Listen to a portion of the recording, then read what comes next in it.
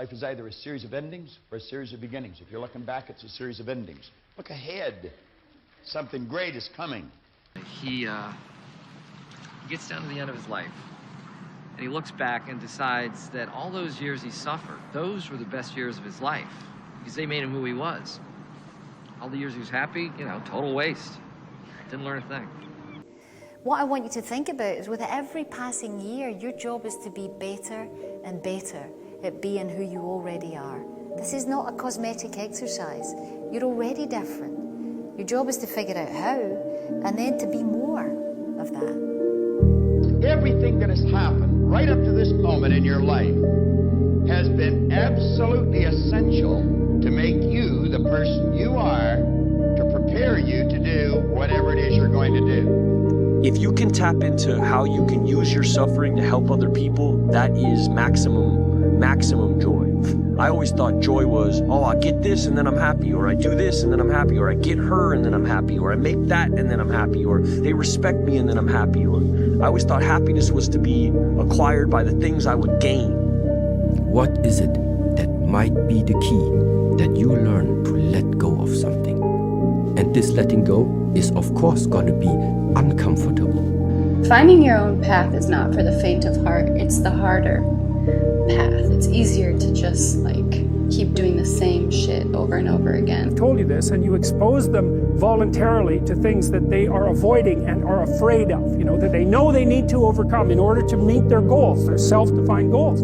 If you can teach people to stand up in the face of the things they're afraid of, they get stronger. What do I do to be ready?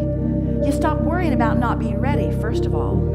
You accept that you're always going to be not ready on the next idea that you've hatched, because that's the way it is. You're always going to be reaching for something new to which you're not quite ready yet. Actually, if you want to change what people do, you've got to change their thinking. If you want to change their thinking, you actually have to change how they feel. Is the key to step by step build something up about yourself, about your life, about your character and personality that will give you some strong fundament in order to tackle everything that this world is going to throw at you. I believe that we are the sum total of all of our experiences, good and bad, Welcome. Was it as easy as it looked? No, sir. No, sir, it wasn't. Well, I want to prove something. I want to prove. I'm not sure what.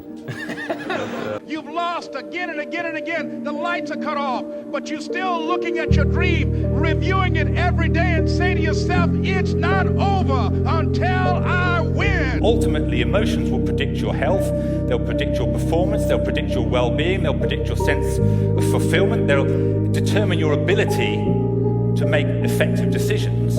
Emotions drive all of that, your motivation and so on. I was always grabbing. If I knew early on that happiness actually is in me offering all of my suffering up for other people as an instructive thing or as something that could benefit man, then I maybe would have lived my life different. And so you could say, well, in part, perhaps the reason that you're suffering unbearably can be left at your feet, because you're not everything you could be, and you know it. We all have our own thing. That's the magic. And everybody comes with their own sense of strength and their own queendom. Mine could never compare to hers, and hers could never compare to mine. The times I was told no, or wasn't included, wasn't chosen, didn't win, didn't make the cut. Looking back, it really feels like those moments were as important, if not more crucial, than the moments I was told yes. There's real promise in it, right? Because it means that perhaps there's another way that you could look at the world and another way that you could act in the world. So what it would reflect back to you would be much better than what it reflects back to you now. You are not your past. You're you. You're you right now. Like the past you did, you might have done some things you wish you hadn't done. Don't dwell on that. You can learn from it, that's fine, but don't dwell on it. Just keep moving. So you really don't have to feel anything you do not want to feel. Misery is optional. You don't have to feel that. Because I was people-pleasing for too long, and when you're people-pleasing, your soul is dead. Because at the end of the day, you're left with yourself, and you think, God, I didn't take care of myself again. The idea is that you always have a little bit of fear, like you have to just keep at it. You know, it's a day by day. On the other side of it, what an opportunity we have, because tomorrow's the first day of the rest of our lives. So, in this sense, the positive and the negative, the something and the nothing, are inseparable, they go together, and in this way you could say that the nothing is the force whereby the something can be manifested.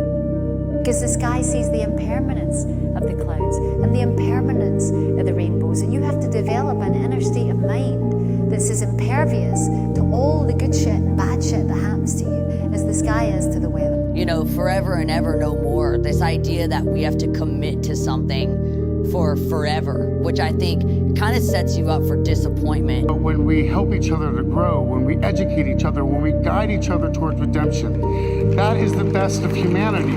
There's a timing in the process. And if you try to do it before you're ready, you do some violence to everybody involved.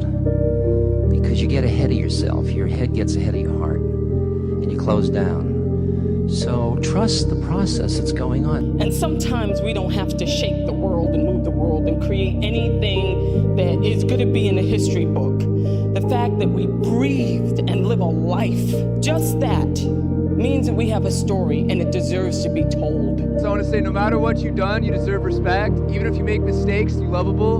And it doesn't matter your look, skills, or age, or size, or anything, you're worthwhile. You know, I can't tell them that. I can say, think peace, but it's up to them what to do. It's really up